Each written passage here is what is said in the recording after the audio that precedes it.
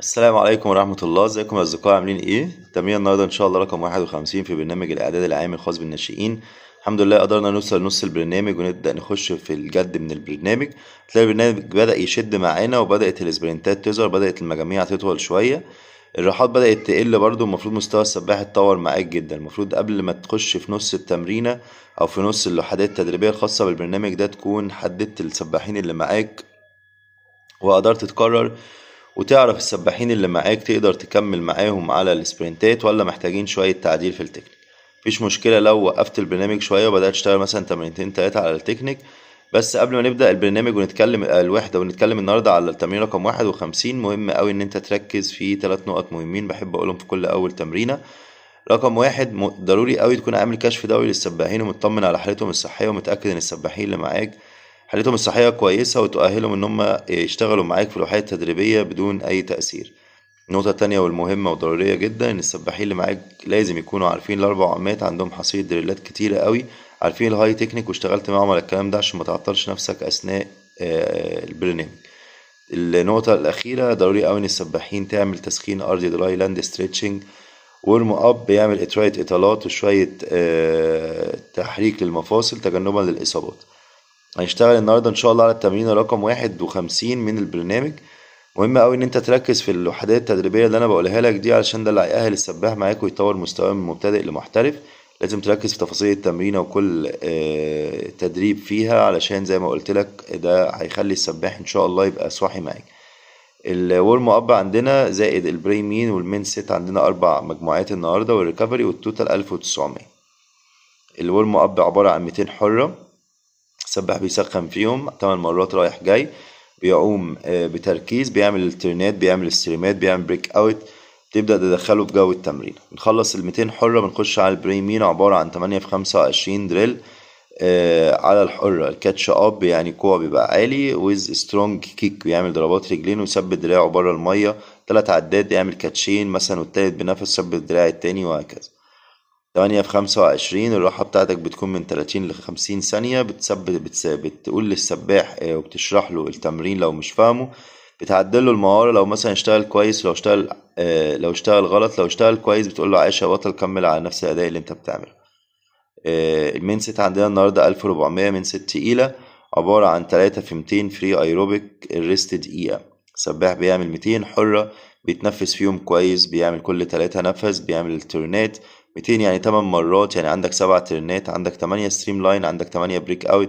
السباح بيعوم فيهم ايروبيك يعني 85% الشدة بتاعته، عايم ماسك مية، بيقلل عدد الشدات، بيركز في النفس بتاعه، منظم النفس بتاعه اللي هو كل 3، مش مستعجل، بيعوم في دايرة مع زمايله، بيلف في الحارة.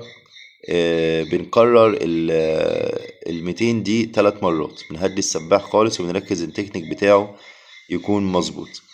التمرين رقم 2 8 في 5، أو المجموعة رقم 2 في المين سيت، عبارة عن 8 في 25 سبرنت فري. ريست جيت ذا تايم، خد الوقت بتاعهم، امسك الستوب ووتش، فهم السباح ان انت هتقيس على 25 وهيسمع رقمه. الرقم بيتقال مرة واحدة بصوت عالي اول ما السباح يعمل التاتش بتاعه او يعمل الفينش. مهم اوي السباح يعرف ان السبرنت في الحرة اول اوت، يعني السباح بيطلع كل اللي عنده، لازم يسمع الرقم لان الاول اوت بعد كده يبقى على 50 والمية والميتين.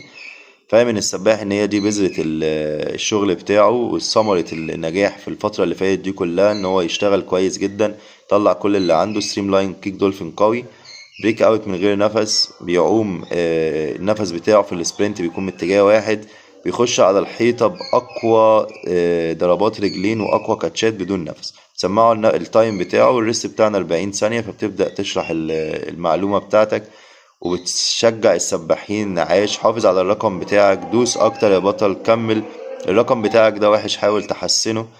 الكلام يبقى كده يعني.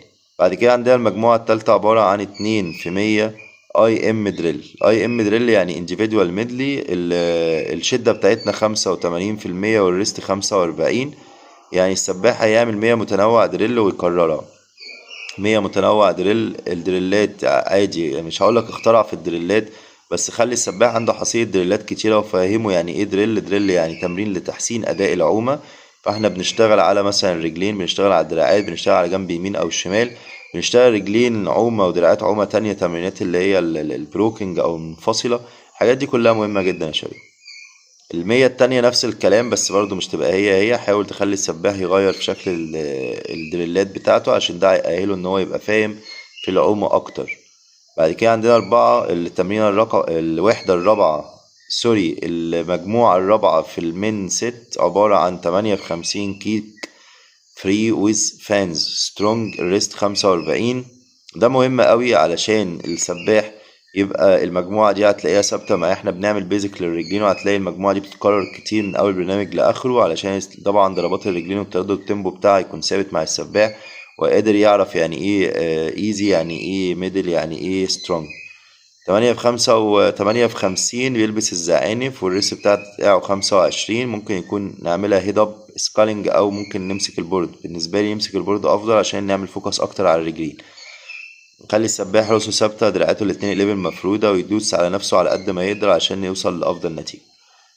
الريكفري بتاعنا 100 تشويز. أنا شخصيا بفضل في 100 تشويز أو في الريكفري كول داون بيكون باك بريست. وقلت الكلام ده كتير لأن هو اللي بيخلي السباح النبض بتاعه يرجع طبيعي، النفس يرجع طبيعي، وكل ده بيأهله إن هو مستواه يتطور قوي قبل ما يطلع من التمرينة. بيكون النبض والنفس يرجع طبيعي عشان تجنبا للإصابات، لأن في سباحين بيطلعوا من المية نفسهم ونبضهم عالي. ده طبعا بيأثر عليهم تأثير سلبي، ان هو ممكن لا قدر الله يدوخ او يقع او يتخبط في حاجة. التوتال النهارده 1900. تمرينة جميلة جدا، تمرينة ثمينة، وفيها دريلات كتيرة، فيها سرعات، فيها تحملات برضو ايروبيك، فيها تحملات انا ايروبيك، في تمرينة فيها يعني تمرينة متنوعة جميلة قوي. التمرينة دي في اعداد العام.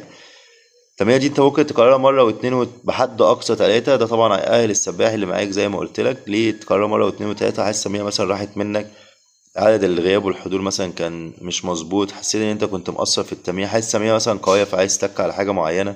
الحاجات دي كلها هتخلي السباحين اللي معاك ان شاء الله مستواهم زي ما قلت لك يتطور. قيس للسباحة بطل على 50 والمية والميتين.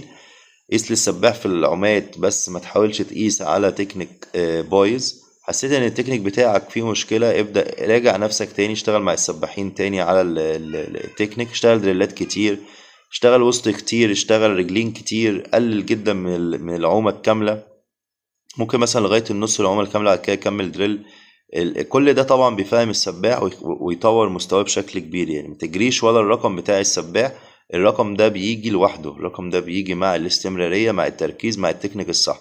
اما لو هتعوم على تكنيك غلط وهتدي وحدات على تكنيك غلط ومفيش دريلات، ده طبعا مش هيخلي السباح يتطور. اللي بيطور السباح هي التمرينات التحمل، تمام، تمرينات الرجلين، الدريلات على العومة كاملة. يعني الدولفين في تمرينات كتيرة قوي على العومة، الباك نفس الكلام، البريست، كل ده بيخلي السباح مستواه يتطور. زائد طبعا احنا اتكلمت قبل كده في فيديو خاص عن البناء العضلي وبناء السباح، ازاي تخلي السباح اللي معاك مستواه يتطور عن طريق التغذية الجيدة، عن طريق النوم الكافي، عن طريق وحدات الفتنس، عن طريق وحدات المية. فانا بحاول اعمل لك باكج كاملة متكاملة تخدم بيها السباحين اللي معاك. وان شاء الله لما يكون في منافسة قريبة، سواء بطولة منطقة، بطولة كاس مصر، بطولة جمهورية، ايا كان انت داخل او السباح اللي معاك بينافس في ايه، بامر الله مستواه هيكون واضح جدا ان هو فعلا في شغل بيتعامل مع السباح ده. ركز معايا وتابعني زي ما قلت لك. سيب لي في الكومنت وقول لي السباحين اللي معاك انت بتتمرن في كام سنة، القياسات بتاعتهم عاملة ايه في 50 وفي 100 وفي 200 وفي 400. واخر حاجة اقولها لك واكد عليها، اوعى تقيس على تكنيك غلط. شكرا لكم يا شباب، اتمنى لكم التوفيق ان شاء الله. اشوفكم في الحلقة الجاية مع التمرين رقم 52. السلام عليكم ورحمة الله.